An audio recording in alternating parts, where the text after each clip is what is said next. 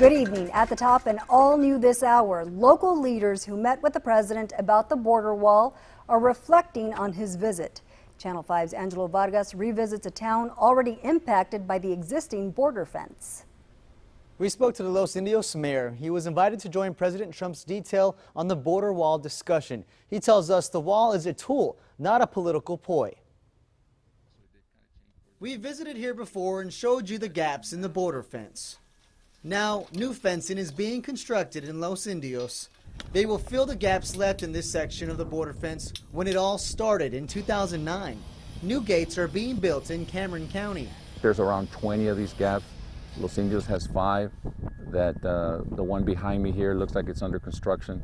There's a separate funding for these gaps, and that's what you're going to see going on here in the next couple of months.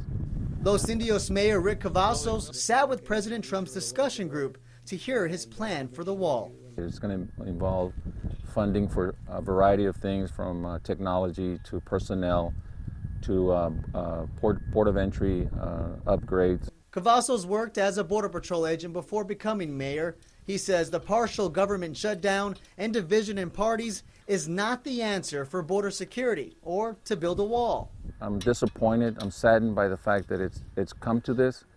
It's unfortunate that it's become a political football. He explains decisions about placement of the wall or fence was picked differently during his Border Patrol service. He thinks the decision-making should return to the old way. It's a tool for Border Patrol, and it should be left up to Border Patrol engaging with the communities to decide where this barrier is the most effective. Cavazos points out this gap is a recent example of why the border fence should be complete. It leads to homes. So this is a heavily trafficked area. Well, it is here recently.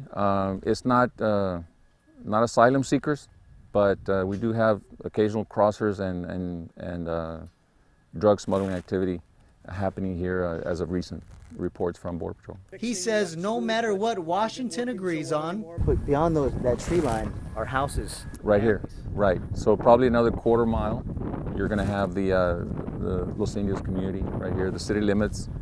And so it's close proximity, and that's my main concern. His first priority is to keep his community safe.